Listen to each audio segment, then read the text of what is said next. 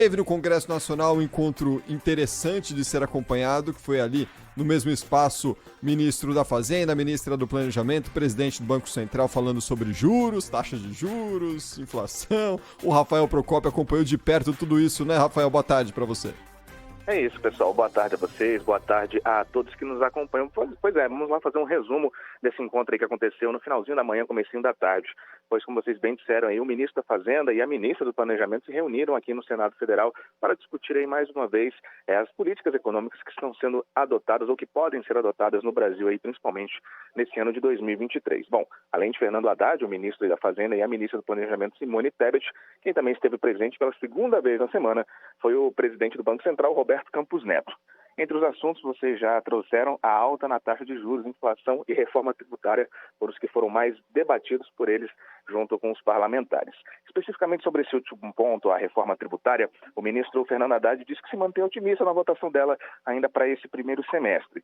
E afirmou que se houver uma junção dos poderes, dos três poderes, legislativo, executivo e judiciário, não há por que não acreditar em um crescimento econômico do Brasil a partir de 2024. Vamos ouvir.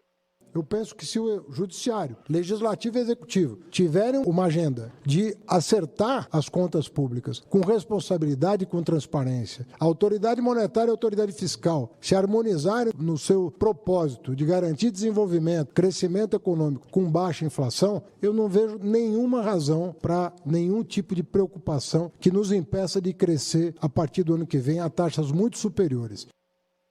Bom, é claro que a questão da política de juros, a tal da taxa Selic, que a gente tem falado bastante aqui na programação, que é adotada aí pelo Banco Central, que é definida pelo Banco Central, lembrando que esse é um órgão independente desde 2021, foi um dos principais assuntos aí nesse debate. A ministra Simone Tebet defendeu aí esse caráter técnico das decisões do banco, que deu aí diversas declarações nos últimos tempos, dizendo que todas essas decisões que botam esse patamar da taxa são decisões de caráter técnico. Ela defendeu essa questão da tecnicidade das decisões do banco, mas ela relembrou, na verdade, que essas decisões do Banco Central, por mais que sejam técnicas, têm impacto na vida política e social brasileira. Vamos ouvir.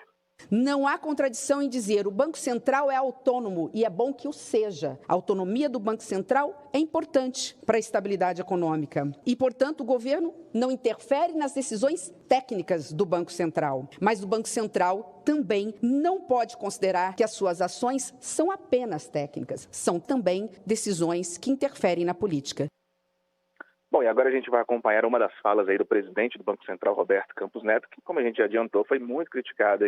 Criticado não, foi um debate bem cordial de todas as partes, mas foi muito questionado sobre a questão da taxa básica de juros, a Selic, que, só para a gente relembrar, a gente já conversou aqui durante a semana algumas vezes, essa taxa está acima dos 13%, mais precisamente 13,75%, há mais ou menos aí 8 meses.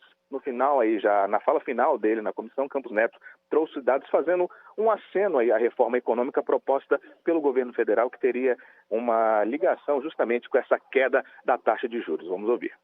As reformas estruturantes estão associadas a movimento de queda de taxa de juros longo, que é o que é importante para a economia girar. Outra coisa, só para terminar aqui, o Banco Central persegue uma meta que é estimulada pelo governo, né? Então, o Banco Central tem as ferramentas operacionais e por isso que é um órgão tão técnico, porque ele não decide a própria meta. E para terminar, só queria dizer que trocar a inflação por crescimento resulta em menos crescimento e mais inflação, isso é documentado também.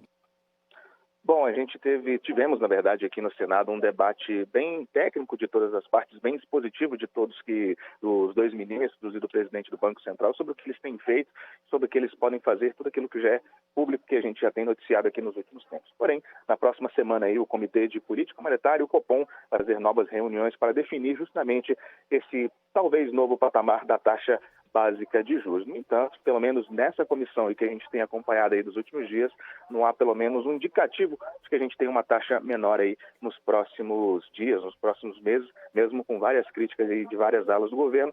E é claro, a gente segue de olho aqui nesse embate aqui entre essas três principais forças políticas e econômicas do Brasil. Valeu, Rafael Procópio conosco direto de Brasília. Bom trabalho por aí, Rafael. Valeu, pessoal. Valeu.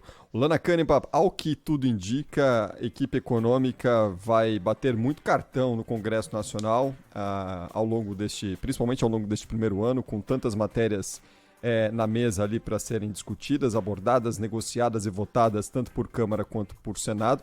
E em meio a toda essa pressão política por correção na taxa de juros, modificação na política que o Banco Central vem adotando atualmente, o Banco Central que é independente, né, foi desde a metade da última gestão Bolsonaro, o Campos Neto tem a gestão ali por 4 anos, por mais 2 anos na condução do Banco Central e tem autonomia para fazer o que entende ser melhor para a inflação aqui no país. Só para ter uma ideia de como vai ser a pressão sobre a equipe econômica, como vai ser necessário conversar e negociar com o Congresso Nacional, é a segunda vez que o Roberto Campos Neto pisa lá no Congresso Nacional só nessa semana, né, Lana? É isso, Cris. Em uma semana e ele já bateu o cartão 2 vezes lá no Congresso. Aliás, tem sido um movimento muito constante por parte desse Congresso bastante renovado, né, nas últimas eleições, e que muita gente chega de primeiro mandato, eles têm o poder de chamar ministro, estão chamando bastante mesmo. Ontem eu estava passeando pelas comissões ali da Câmara e vi Márcio França, dos portos, né, ministro, também dando esclarecimentos ali numa comissão. Minha voz está péssima, Cris, me desculpa, agora que eu comecei a falar que eu percebi o quão ruim ela está. Olhei aqui pela janela, uma chuvinha caindo na capital federal, para melhorar esse clima seco aqui, que já começa a castigar as vozes dos jornalistas no nosso Planalto Central. Mas, enfim, seguindo aí no teu raciocínio, Cris, é isso. Campos Neto vai mais uma vez ao Congresso Nacional sinalizar que não vai ceder, né, nessa política de manter a taxa básica de juros nas alturas até que uma resposta mais enfática da economia venha por parte também do Congresso Nacional, porque depende da aprovação do arcabouço fiscal, depende da reforma tributária. E a ministra Simone Tebet, nessa conversa que eles fizeram hoje lá no Senado Federal, também lembrou que o Banco Central tem um papel político quando sinaliza em suas atas, em suas decisões, o que está levando em consideração para manter a taxa básica tão alta. Então, por mais que sejam decisões técnicas, apontou a ministra, o Banco Central tem um papel político, sim, que tem que ser levado em conta. Então, esse é o momento de discutir isso, né, melhorar o ambiente na esfera política para que as decisões técnicas sejam condizentes com a vontade do governo. Então, os dois lados têm que trabalhar. É isso que fica do resumo dessa reunião no Congresso Nacional no dia de hoje, Cris.